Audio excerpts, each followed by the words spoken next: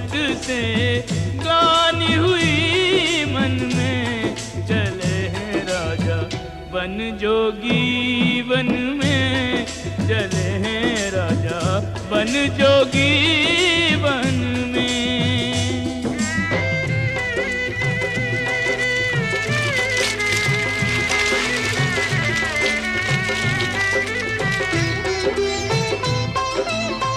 माया महल दास और दासी, माया महल, माया महल दास और दासी, त्याग चले बनकर सन्यासी, मोक्ष प्राप्ति का यत्न करेंगे, डूब निरंजन में, चले हैं राजा बन जोगी वन में।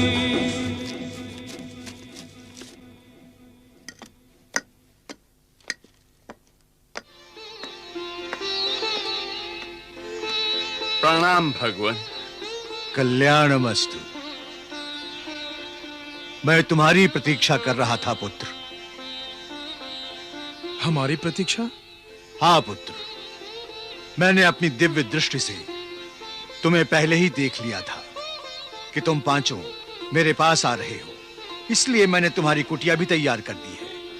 पितामह। ना पुत्री ना, इस आश्रम में किसी भी विकारों को स्थान नहीं है, किसी भी भावना को स्थान नहीं है। स्थान है तो केवल एक ही भावना को, भक्ति भावना को, ईश्वर को समर्पित होने की भावना को। चलो।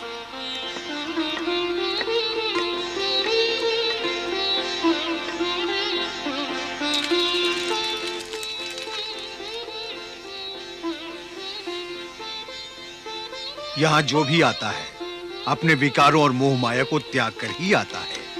तुम्हें भी यहां रहकर अब केवल ईश्वर की आराधना और मोक्ष प्राप्ति का प्रयास करना चाहिए। परंतु भगवान, जिस दशा को आज हम प्राप्त हुए हैं, उसका कारण क्या है? लोभ।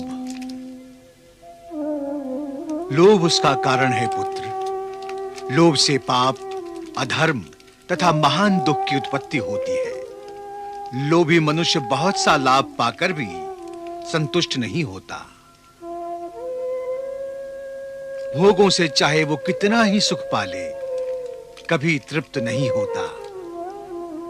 ये एक ऐसी लालसा है जो बढ़ती ही रहती है, यहां तक कि यही मोह मनुष्य को अपनी अधूरी कामनाएं, आशाएं और इच्छाएं पूरी करने के फेरे में डालकर जन्म जन्मांतर के चक्रव्यूह में फंसा देता है।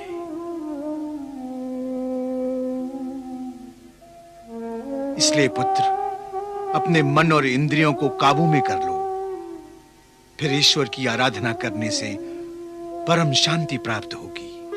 परंतु भगवान, हमारे ज्येष्ठ भ्राता श्री धृतराष्ट्र ने, जो स्वयं ज्ञानी हैं, आज संपूर्ण कुरुकुल की विपरीत दशा क्यों है? अज्ञान के कारण। अज्ञान के कारण? हाँ पुत्री, अज्ञान के कारण। ज्ञान जब लोभ के आवरण से आवृत हो जाता है, तब अज्ञान का जन्म होता है। जब तक लोभ रहता है, तब तक अज्ञान भी बना रहता है, और जब लोभ क्षीण होता है, तब अज्ञान शून्य हो जाता है। लोभ पर विजय कैसे प्राप्त की जा सकती है भगवान? संयम।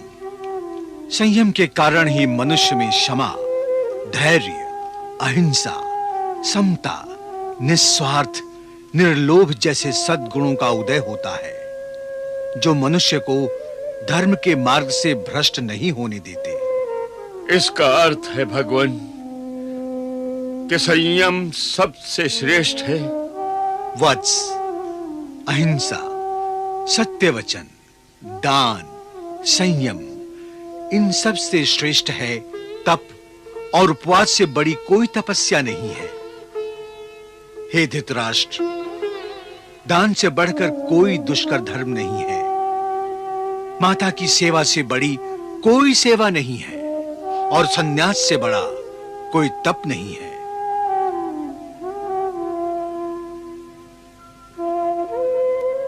इसलिए तपस्या करो, क्योंकि ऋषि, किन्नर, देवता, मनुष्य, पशु पक्षी तथा दूसरे भी जो चराचर प्राणी हैं, वे सब भी तपस्या में ही तत्पर रहते हैं। तपस्या से ही उन्हें सिद्धि प्राप्त होती है और देवत्व भी प्राप्त किया जा सकता है। और सबसे बढ़कर ये कि तपस्या से ही मोक्ष की प्राप्ति हो सकती है। इसलिए हे कुरुश्रेष्ठों, इस आश्रम के पवित्र वातावरण में तपस्या करके रास्ते में आने वाले भवसागर को पार करो और अपना उद्धार कर लो।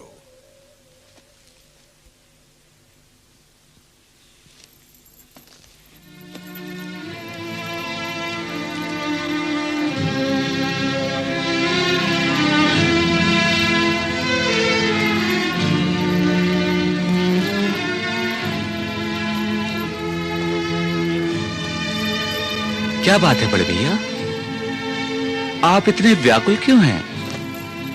केशव, जब से ताश्री धृतराष्ट्र, माता गांधारी और माता कुंती वनवास गए हैं, तब से मैं इस राजमहल में अकेलापन महसूस कर रहा हूं। ये सब भाग्य का खेल है। कभी वो बिछड़ों को मिला देता है तो कभी वो सबको अलग कर देता है। देखो ना, वो सब तो चले गए और अब मैं भी द्वारिका जाना चाहता हूं। नहीं नहीं केशव, ये तुम क्या कह रहे हो? मैं तुम्हें द्वारिका जाने की अनुमति नहीं दे सकता। क्षमा करें महाराज। क्या बात है प्रहरी? भगवान वेदव्यास जी भेंट करने के लिए उपस्थित हुए हैं। भगवान वेदव्यास?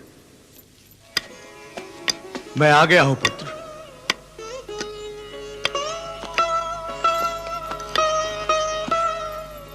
प्रणाम पितामह। आयुष्मान भव। आइए भगवान, विराजिए, आइए।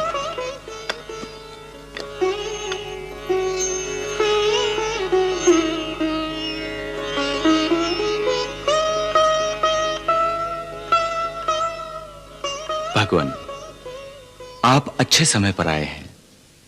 देखिए ना, मधुसूदन द्वारिका जाने की बात कर रहे हैं।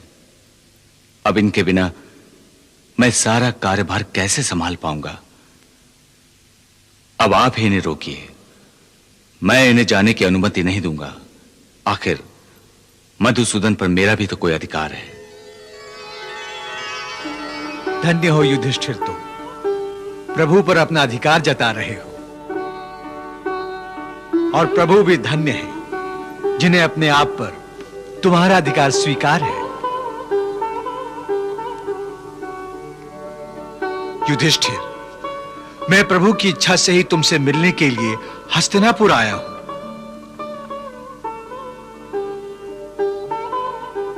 युधिष्ठिर, तुम ज्ञानी हो, धर्मज्ञ हो। तुम जानते हो, मनुष्य पृथ्वी लोक पर जन्म लेते समय अकेला आता है और मृत्यु की उंगली पकड़कर यमलोक जाते समय भी अकेला ही जाता है। फिर तुम्हें यह अकेलापन क्यों खल रहा है?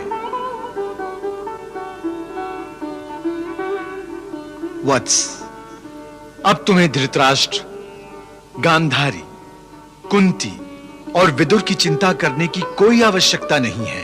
वो सब मेरे ही आश्रम में हैं। वो अपने जीवन के अंतिम पर्व पर पुण्य संचय करने का प्रयास कर रहे हैं और इस प्रयास में तुम भी हाथ बटा सकते हो। वो कैसे भगवान? पुण्य करके पुत्र।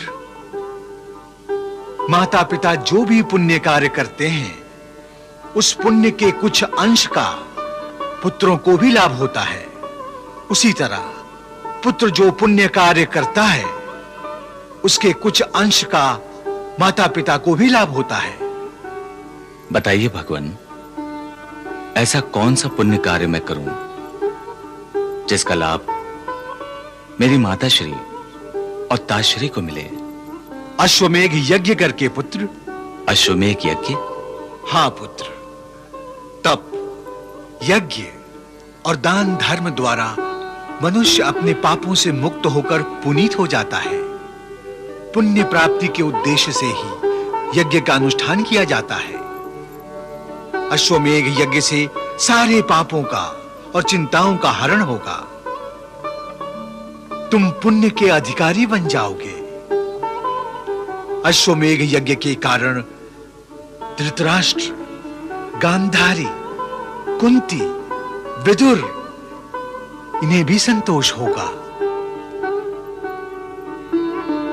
बड़े भैया, भगवान वेद व्यास की आज्ञा का पालन करना आपका धर्म है, क्योंकि इन्होंने आपको निष्पाप होने का उचित मार्ग बताया है।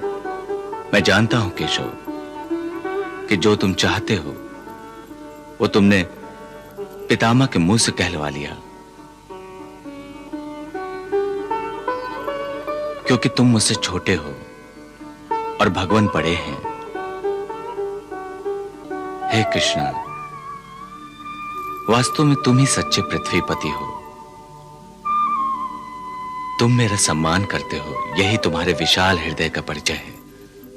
तुम्हारे ही गुरुपदेश के कारण हम पांचों भाइयों की डूबती हुई नौका आंधी और तूफान का सामना करते हुए किनारे तक पहुंच पाई है। तुम हमारे मार्गदर्शक हो, तुम हमारे गुरु हो।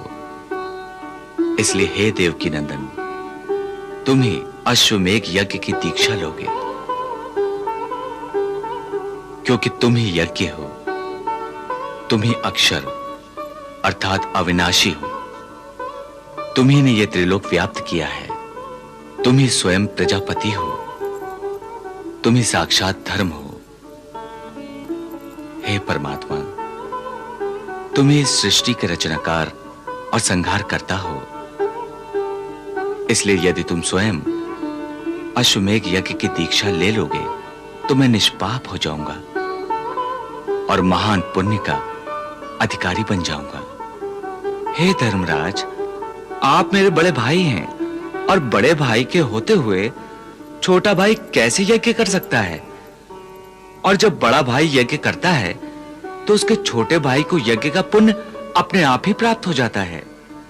इसलिए आपको ही यज्ञ करना चाहिए, क्योंकि आप एक श्रेष्ठ राजा हैं और धर्मात्मा हैं। हाँ पुत्र युधिष्ठिर, वासुदेव ठीक कह रहे हैं। हमारा आशीर्वाद सदा ही तुम्हारे साथ है।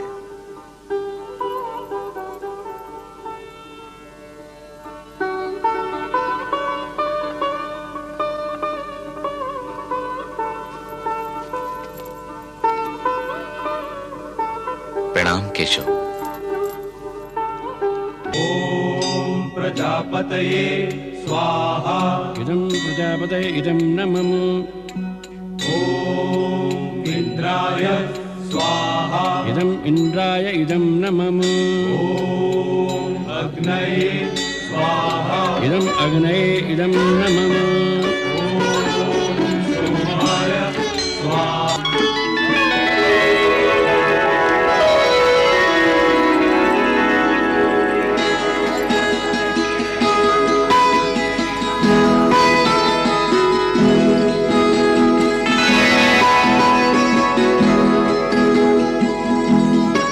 हे वासुदेव, हे पितामह,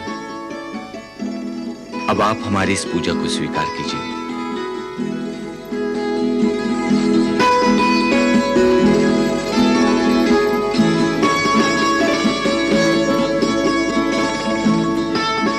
प्रणाम वासुदेव।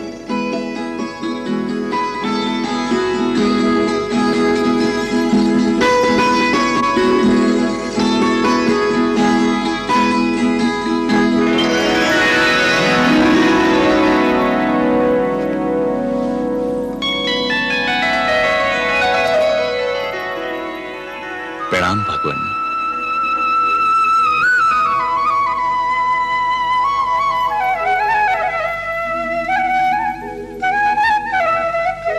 हे भगवान, अब आप हमें अश्वमेघ यज्ञ करने की दीक्षा दीजिए।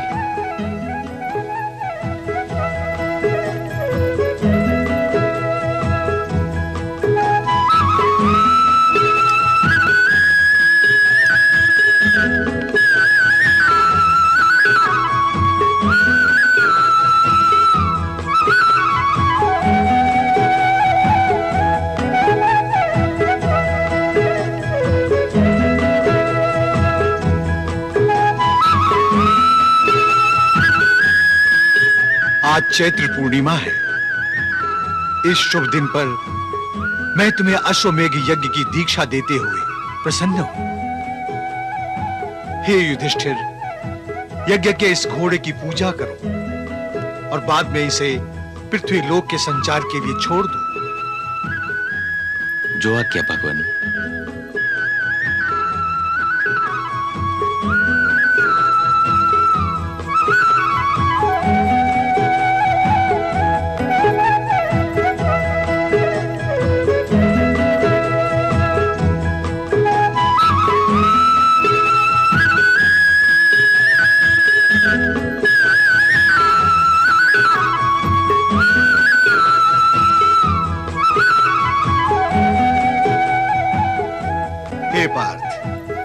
अब इस घोड़े की रक्षा का दायित्व मैं तुम्हें सौंपता हूं। ये घोड़ा जहां जहां जाएगा तुम्हें इसके पीछे पीछे जाना होगा।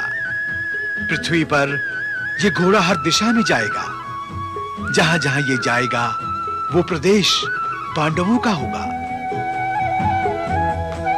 हे सर्वसाची अर्जुन, तुम महान पराक्रमी हो, महान धनुर्धर हो। तुम्हारे पास दिव्य अस्त्रों का भंडार है। दिव्य गांडीव धनुष और अक्षय तुनीर है।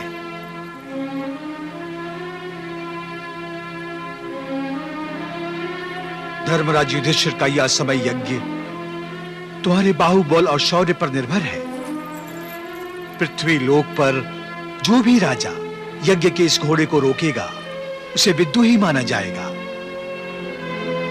इस घोड़े को रोकना ही महाराज युधिष्ठिर को चुनौती देना होगा।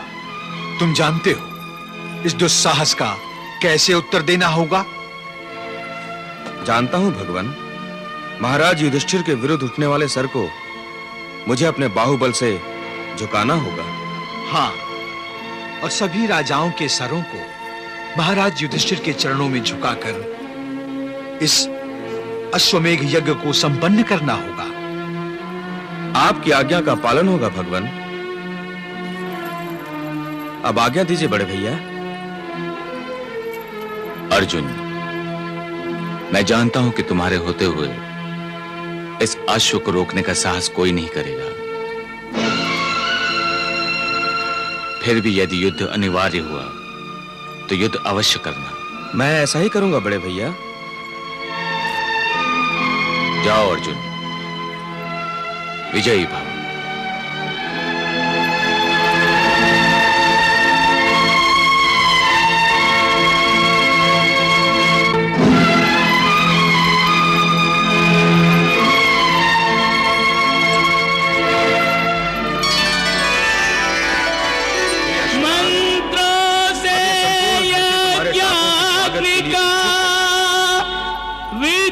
बढ़ना चाहो बढ़ो।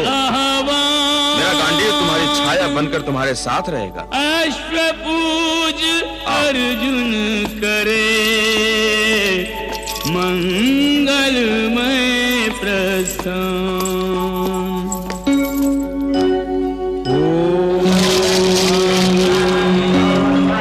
अमृतकराभिजवः सन्तु बन्धः ये भी सखायो यन्तु नोपरीयम् समर्यमासं भगुनो निलीला संजासपत्यं तुयमस्तु देवाः संजासपत्यं तुयमस्तु देवाः।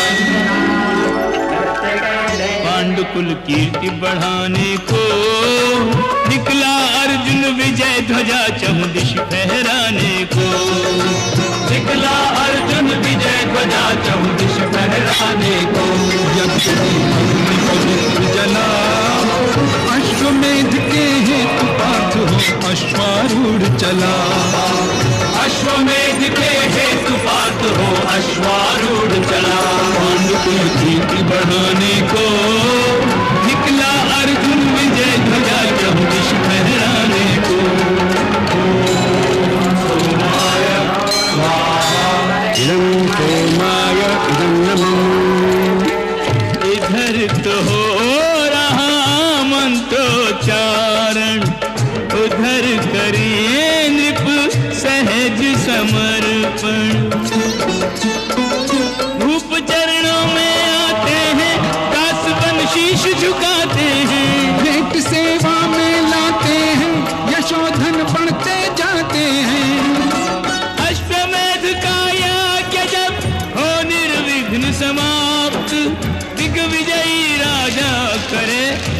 चक्रवर्ती पद प्राप्त हस्तिनापुर में हर्ष भारी।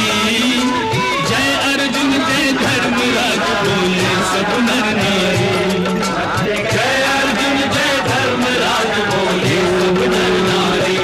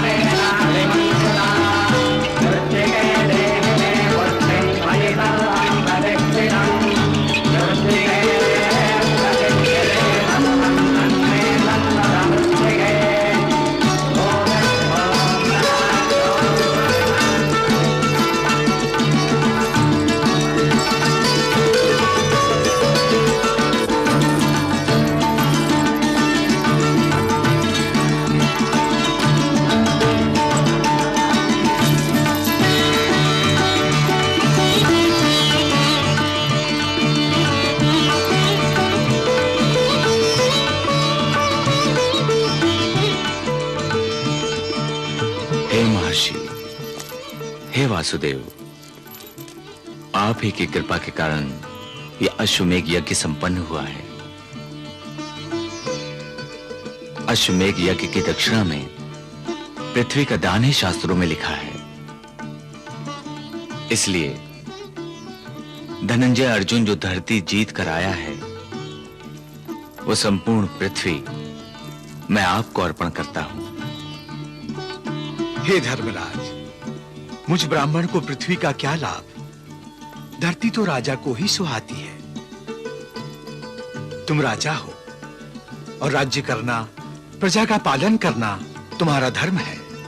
इसलिए तुमने जो धरती मुझे अर्पण की है, मैं तुम्हें वापस कर रहा हूं। अब इस पृथ्वी पर तुम ही राज करना।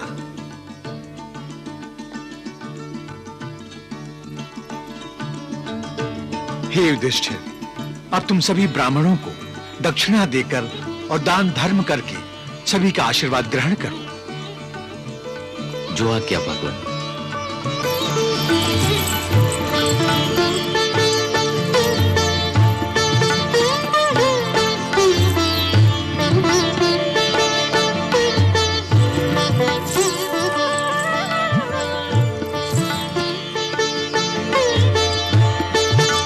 आप जैसा दयावान राजा इस पृथ्वी पर दूसरा कोई नहीं है।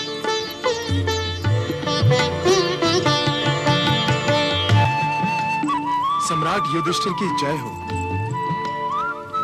हे राजन, ये इस पृथ्वी का सौभाग्य है जो आप जैसा धर्मात्मा पृथ्वी का पालक बन गया है।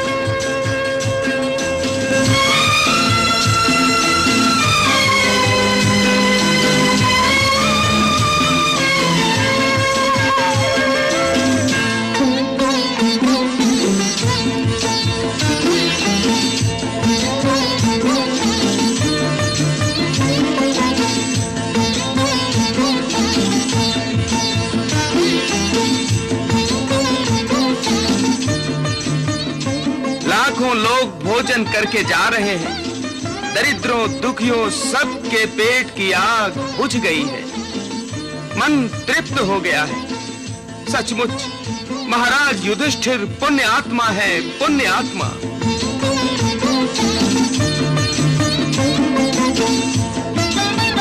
धर्मराज, आप 100 वर्ष तक राज करें। हमारा आशीर्वाद सदा आपके साथ रहेगा।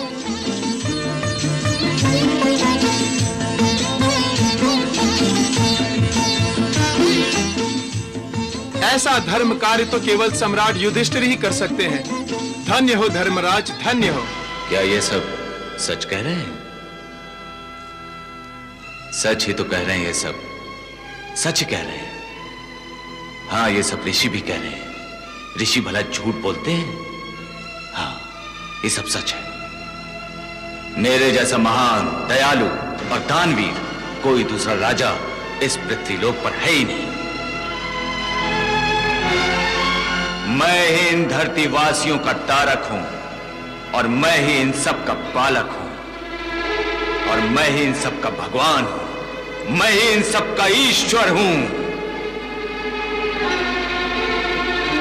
हे अंतर्यामी, धर्मराज के अंतर की ये वाणी सुन रहे हैं ना आप? प्रभु, यह आपकी कैसी लीला है? युधिष्ठिर जैसा स्थिर बुद्धि महात्मा, जो विनम्रता की मूरत था, वो भी अहंकार के अधीन हो गया है। महर्षि व्यास, मनुष्यों का विकारों के अधीन होना सहज ही है। वो अपने आप को पृथ्वी का पालक समझ रहा है, ईश्वर से बराबरी करने की धृष्टता दिखा रहा है। प्रभु, युधिष्ठिर आपका भक्त है, रिश्ते में वो आपका बड़ा भाई है। क्या आप उसके अहंकार का नाश नहीं करेंगे? करूंगा, अवश्य करूंगा।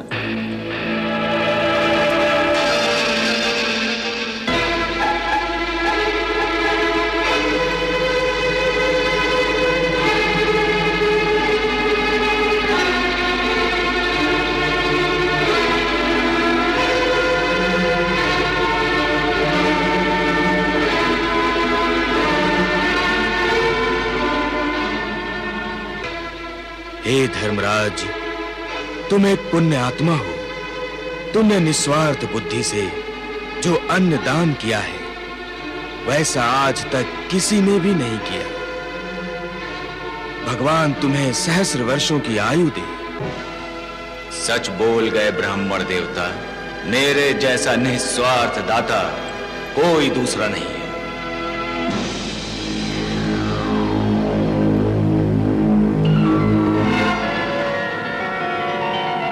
नहीं है धर्मराज, ये सत्य नहीं है, ये सत्य नहीं है।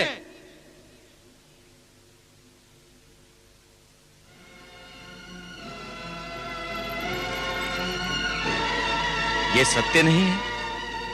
किसका साहस है जो इस सत्य को नकार रहा है? कौन है वो? यदि सत्य कह रहा है तो फिर डर कर क्यों छुपा हुआ है? सत्य बोलने वाले यूं छुपा नहीं करते। मैं छुपा नहीं हूं महाराज, सत्य की भांति आपके सामने ही हूं और आप मुझे देख नहीं पा रहे हैं।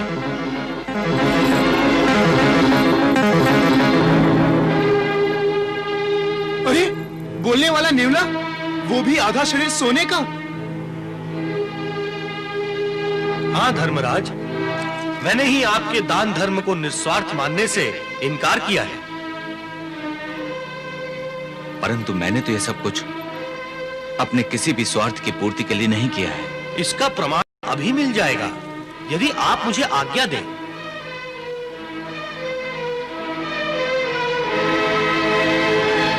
आज्ञा है।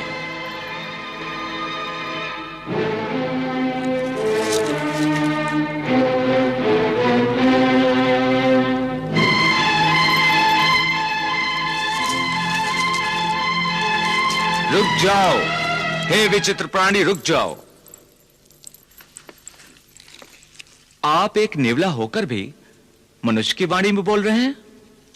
अवश्य आप कोई महात्मा हैं, परंतु आप भोजन किए बिना कहां जा रहे हैं?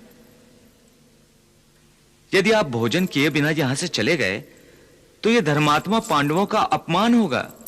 और आप ही ने तो आज्ञा मांगी थी भोजन करने की। मैं यहां भोजन करने नहीं, इस यज्ञ की महानता की परीक्षा करने आया था। तो फिर कर ली आपने परीक्षा? हो गया आपको इस यज्ञ की महानता का परिचय?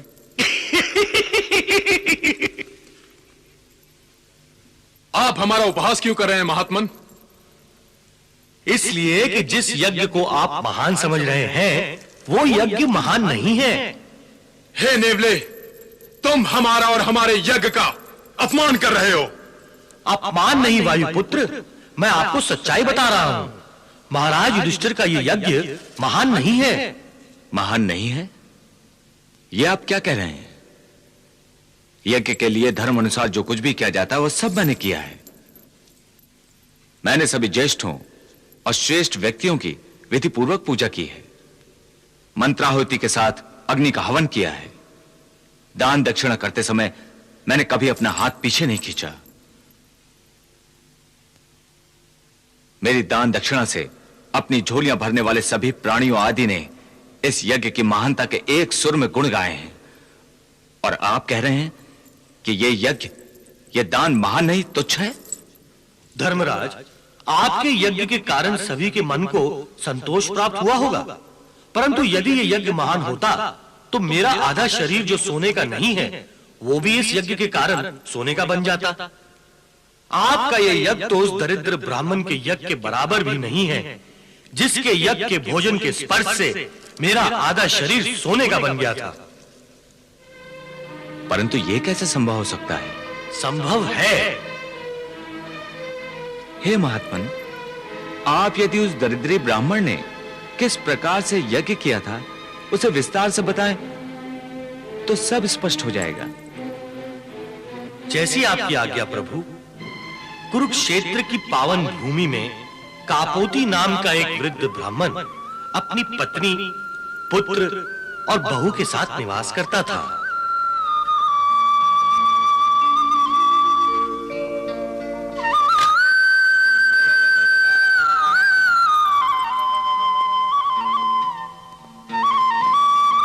हे प्रभु, तुम्हारी बड़ी कृपा है। आज तक कोई भी याचक मेरे द्वार से खाली हाथ नहीं लौटा। इसके आगे भी कोई भी याचक खाली हाथ ना लौटे, बस यही मेरी आपसे विनती है।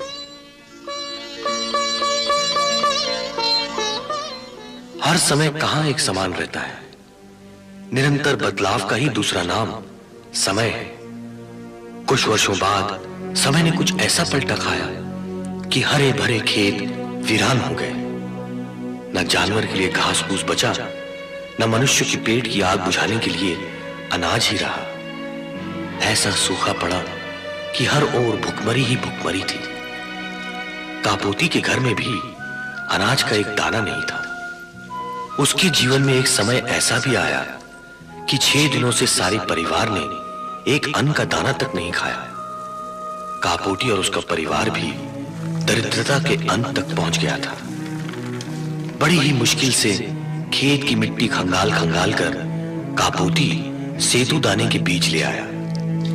बड़ी मुश्किल से 6 दिनों बाद एक समय का भोजन तैयार हुआ।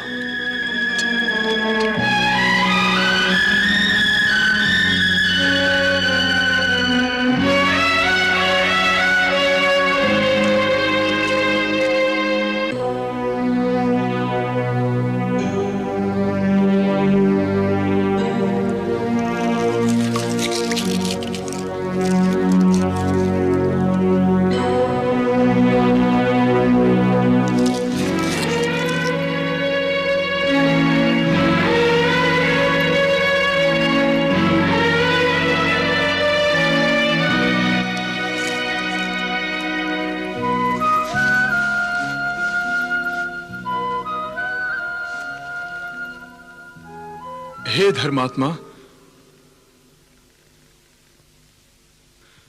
अन्नदाता के नाम पर एक भूखे दरिद्र ब्राह्मण को भोजन खिलाओ।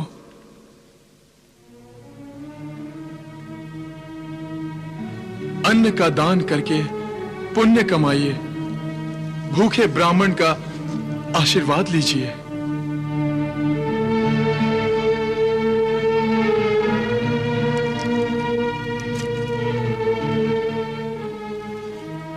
क्या आज एक दानवीर के द्वार से भी एक भूखे गरीब ब्राह्मण को खाली हाथ और खाली पेट लौटना पड़ेगा?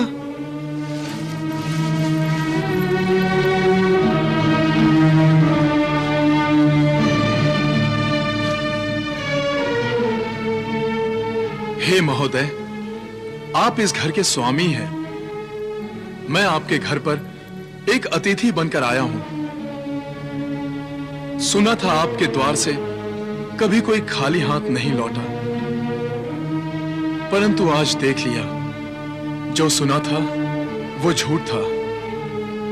महात्माओं ने ठीक ही कहा है, मनुष्य को कानों से अधिक आंखों पर विश्वास करना चाहिए।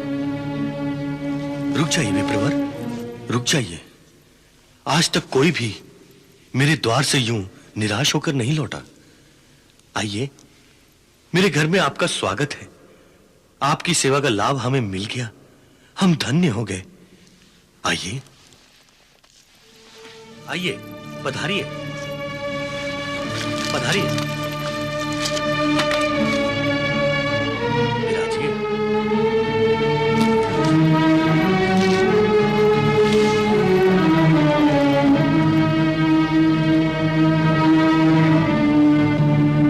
विराजिए विप्रवर, बैठिए।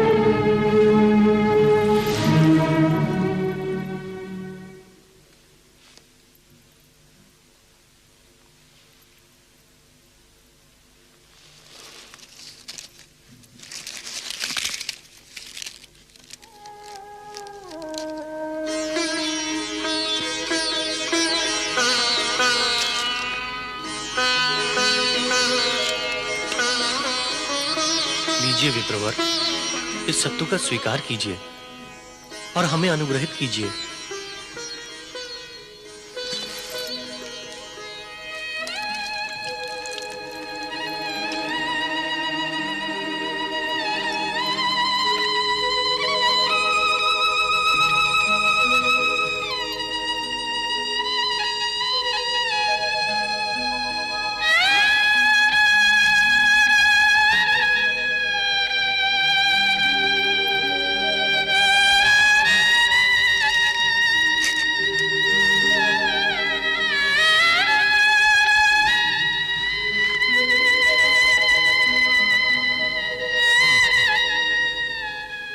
इससे तो मेरा पेट नहीं भरा महोदय।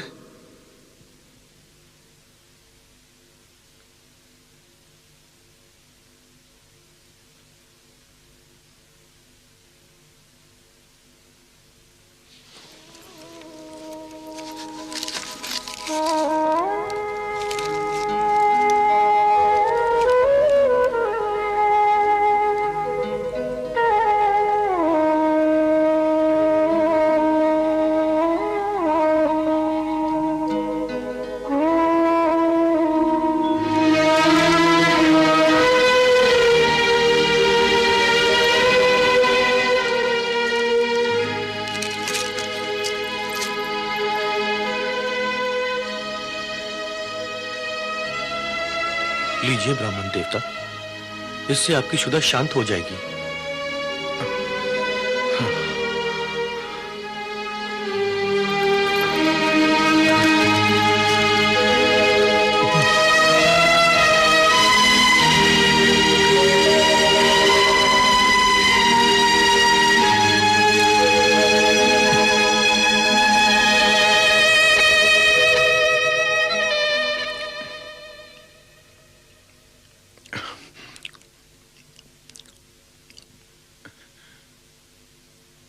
बहुत दिनों से कुछ खाया नहीं ना, सूखा जो पड़ा है। अब भोजन मिला है तो भूख शांत होने में ही नहीं आती। अब भी पेट नहीं भरा है।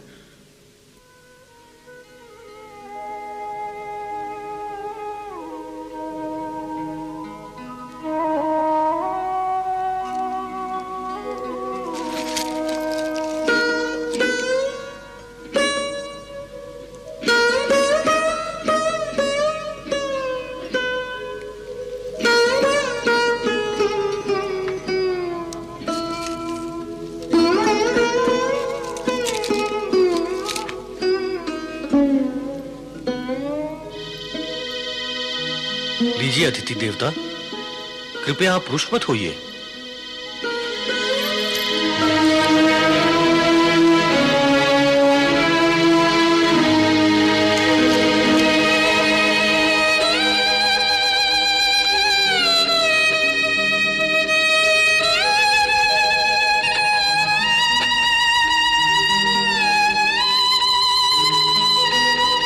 महोदय, क्या कुछ और भोजन मिलेगा?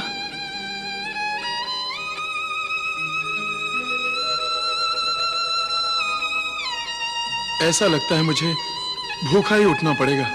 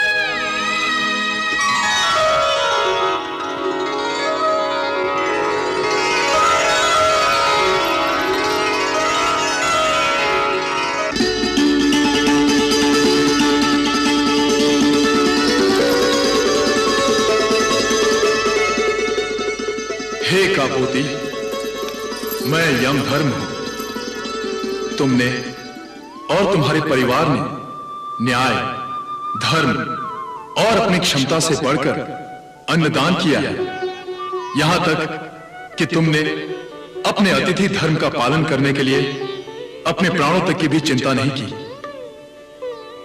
तुम्हारा यह दान यज्ञ ही है जिससे मैं संतुष्ट हूं। हे द्विश्रेष्ठ, तुम्हारे अतिथि धर्म का गुणगान तो देवता भी करते हैं, इसीलिए मैं इस सूखे में तुम्हारी परीक्षा लेने आया था। हे विप्रवर, भूख के कारण मनुष्य अपना विवेक खो बैठता है, उसकी बुद्धि भ्रष्ट हो जाती है और ऐसे में धर्म मार्ग से वो भ्रष्ट हो जाता है।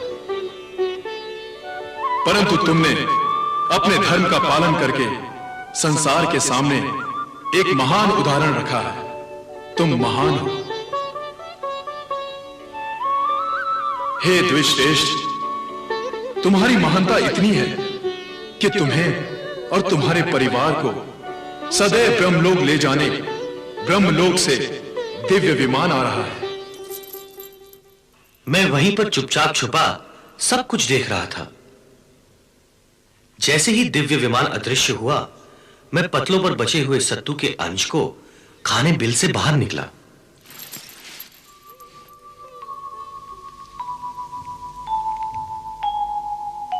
बचा हुआ सत्तू खाते ही मेरा आधा शरीर सोने का हो गया।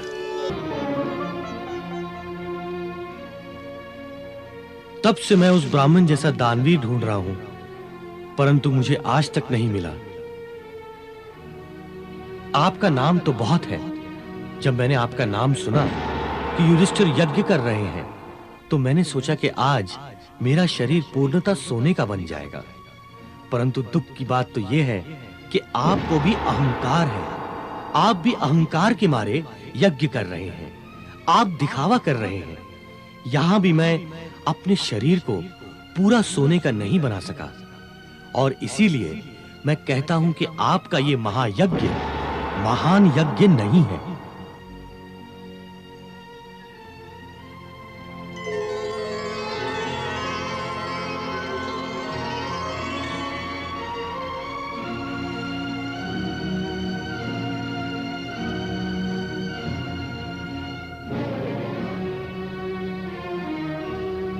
बड़े भैया,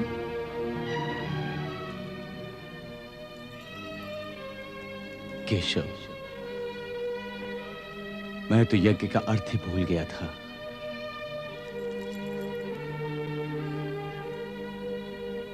मैं भूल गया था कि यज्ञ भक्ति का ही एक रूप होता है।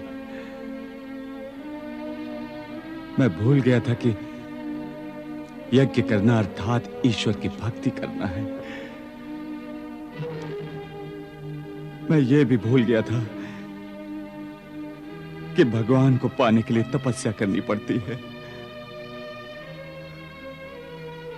मुझे अपने अहंकार में यह भी याद नहीं रहा कि भक्ति में समर्पण की भावना होती है केशव।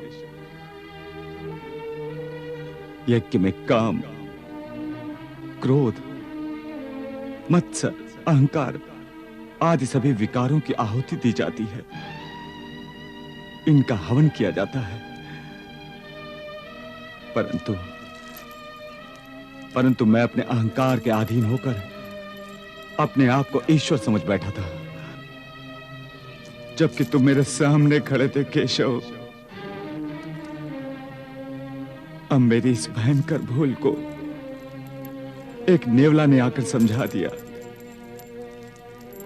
मैं तो कुछ भी नहीं हूं और मेरा अहंकार झूठा है। धर्मराज, उस नेवले को भगवान श्री कृष्ण ने तुम्हारे मार्गदर्शन के लिए भेजा था। मैंने उससे विनती की थी तुम्हारे अहंकार को दूर करने की। अच्छा ही हुआ पितामह जो आपने अपने पोते के बहकते ही उसके कान पकड़कर खींच लिए। अब मुझे होश आ गया है। परंतु पितामह, मेरी समझ में यह नहीं आ रहा कि मुझसे इतनी बड़ी भयंकर भूल कैसे हो गई। हे केशव, मुझे क्षमा कर दो, मुझे क्षमा कर दो केशव। बड़े भैया, अपनी भूल का तत्काल एहसास करना ही पश्चाताप का आरंभ है। अहंकार जैसे भयंकर शत्रु से आपको बचाना मेरा कर्तव्य था। हे कृष्ण, तुम्हारी कृपा दृष्टि हम पर सदा बनी रहे।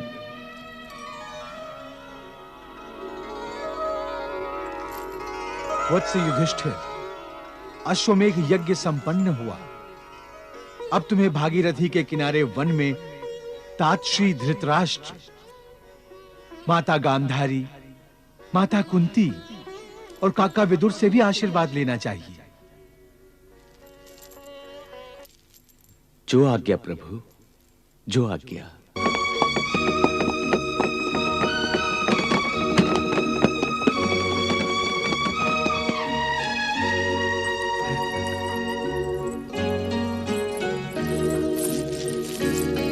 चलिए आइए।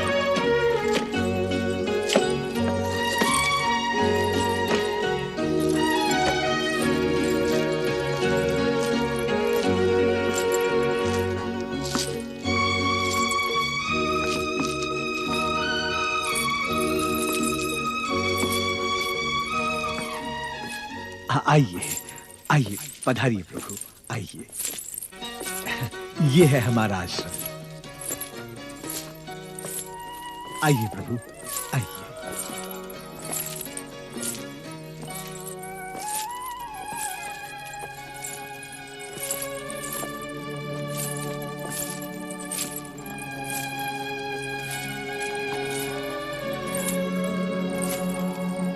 भगवान वेदव्यास जी,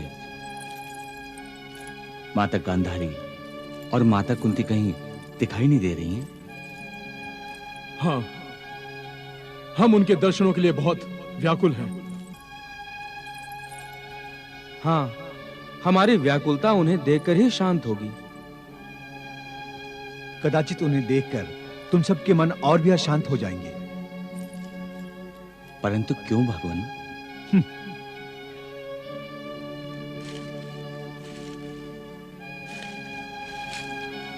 वो देखो,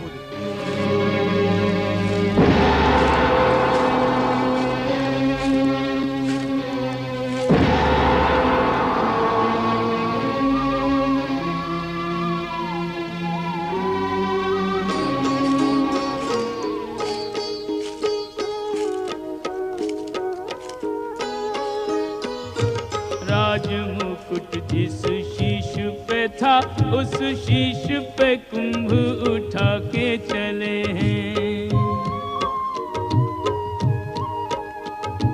कुंभ धरा जिस पे उस शीश पे राज्याभिषेक के कुंभ ढले हैं।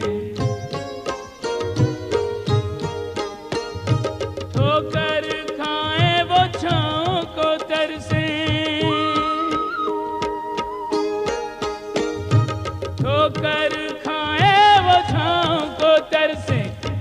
जिसकी छाँव अनेकों पले हैं, नियति के निर्णय कर्मों के लेख किसी से कभी टाले न टले हैं, नियति के निर्णय कर्मों के भोग किसी से कभी टाले न टले हैं।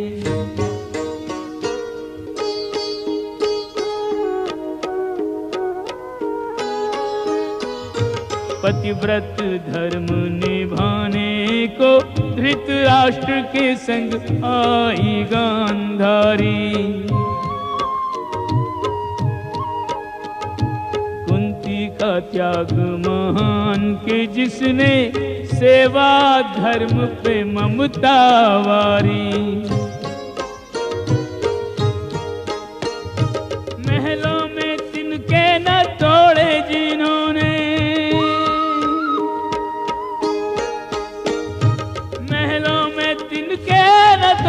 जिन्होंने वो कुटिया बुहारे अचरज भारी, शोभन मन में यूं रहे वन में जैसे अति साधारण नारी, शोभन मन में यूं रहे वन में जैसे अति साधारण नारी। ताजरी,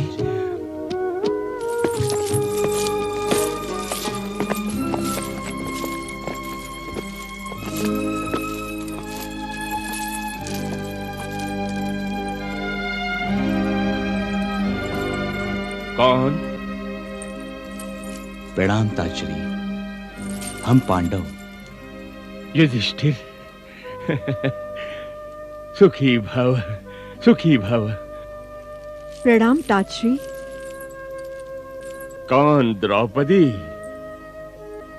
सौभाग्यवती भव, सौभाग्यवती भव।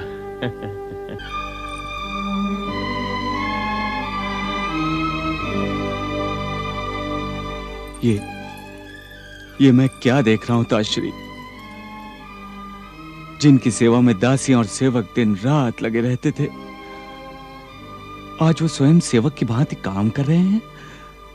लाइए, लाइए घड़ा मुझे दीजिए। नहीं नहीं नहीं पुत्र, जो स्वयं भगवान की सेवा में लग जाते हैं वो किसी से अपनी सेवा नहीं कराते, अपना काम स्वयं करते हैं।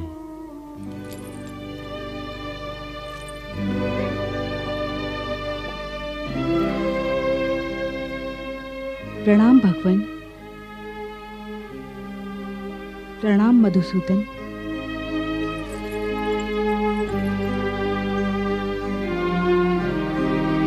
प्रणाम माता। प्रणाम माताश्री।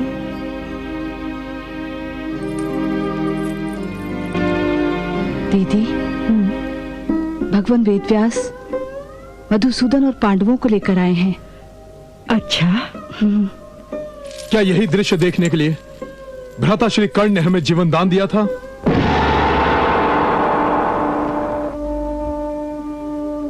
माताश्री, आज आपको देखकर यह पता चला है कि अनाथ और सनाथ में क्या अंतर होता है। हे तात, हे माताओं, वो सभी पुण्यात्माएं हैं जिन्हें अपने माता पिता की छत्र छाया में रहने का सौभाग्य प्राप्त है। हम तो दुर्भागी ठहरे माताश्री, हम तो दुर्भागी ठहरे।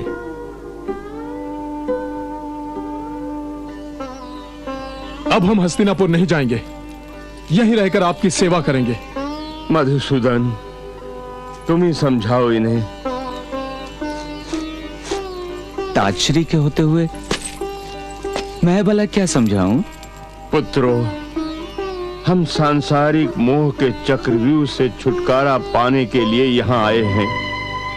शेष जीवन ईश्वर की सेवा में बिताना चाहते हैं और तुम सभी हमें फिर से माया मोह के चक्रव्यूह में फंसाना चाहते हो। नहीं ताजश्री, तो फिर यहाँ रहकर हमारी सेवा करने का विचार त्याग दो और हस्तिनापुर जाकर राजा का धर्म निभाओ और प्रजा की सेवा करो। जब आप सब लोग यहाँ कष्ट में रहेंगे, हस्तिनापुर तो क्या, स्वर्ग में भी हमारा मन नहीं लगेगा। हमें यहाँ कोई कष्ट नहीं है पुत्र, हम यहाँ कुशल से हैं। यहाँ के इस पवित्र वातावरण में हमें अपनी खोई हुई मन शांति प्राप्त हुई है। और तपस्या के प्रभाव से हमारे तन और मन का ताप भी दूर हो गया है। और तुम्हारे काका श्री विदुर तो महान तपस्वी बन गए हैं। काका श्री विदुर? हाँ पुत्र। परंतु काका श्री है कहाँ? दिखाई नहीं दे रहे। विदुर घोर तपस्या कर रहा है। उसने अन्न और जल का भी त्याग किया है। वो अब केवल वायु भक्षण करके ही जी रहा है। केवल वायु भक्षण करके? हाँ वत्स, इसीलिए वो बहुत निर्बल हो गया है। वो अब वन में केवल एक ही स्थान पर अधिक समय तक नहीं रह सकता, सदा सर्वदा भ्रमण करता रहता है। मैं काका श्री को ढूंढ निकालूंगा। मैं काका श्री को अवश्य ढूंढ निकालूंगा, अवश्य ढूंढ निकालूंगा।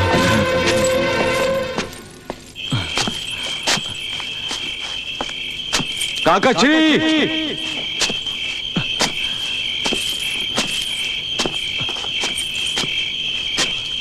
काका श्री!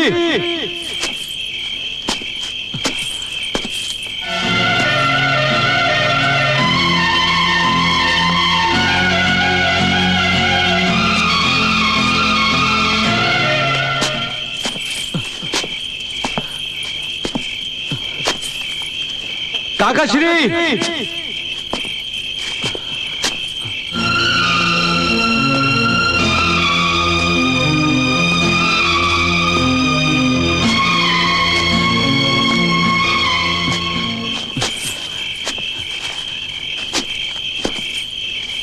काका श्री!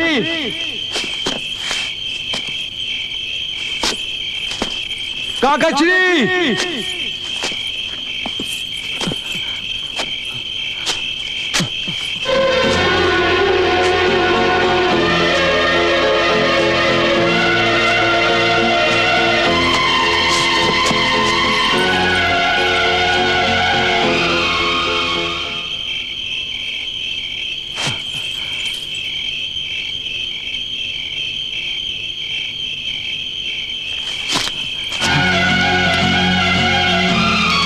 काका श्री!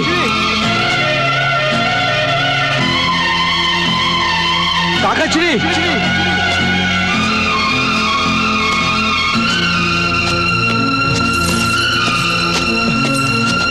काका श्री! काका श्री!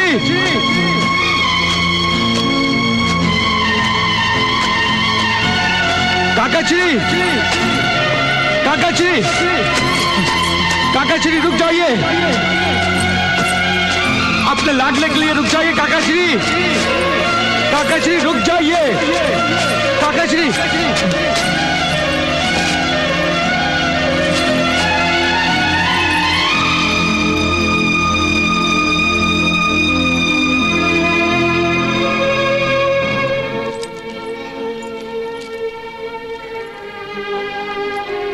प्रणाम काका श्री।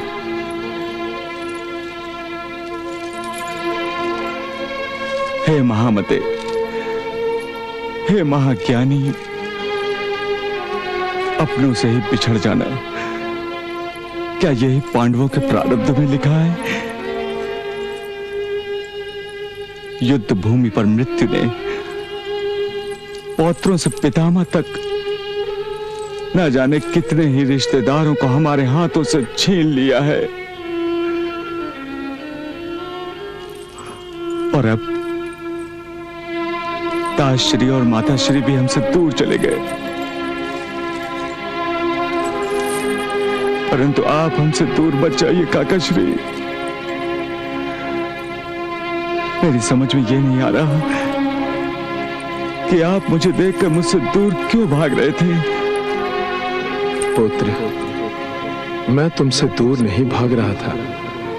मैं जानता था कि तुम मुझे खोज नहीं सकोगे, इसीलिए मैं स्वयं तुम्हारे सामने आ गया था और अपने पीछे लगाकर तुम्हें सबसे दूर यहाँ एकांत में लाना चाहता था। ये बहुत आवश्यक था पुत्र। आवश्यक?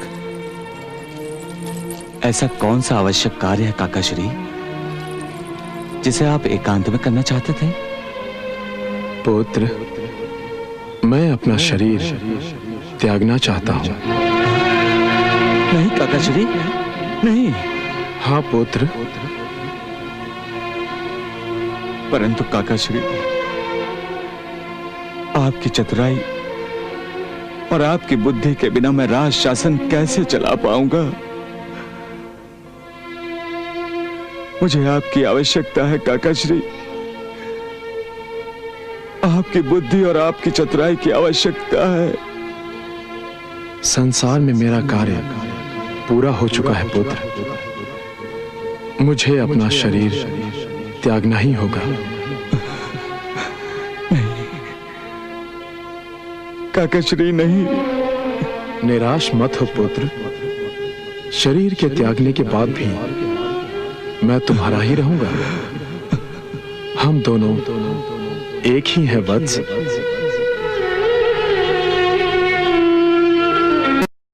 चरितं गुणानुवादं तत्प्रेरणा अहं करोमि। मम भावगीतं हृदयस्य प्रीतं त्वत्पद्मपादे समर्पयामि। हरे राम राम राम हरे हरे, हरे कृष्ण कृष्ण कृष्ण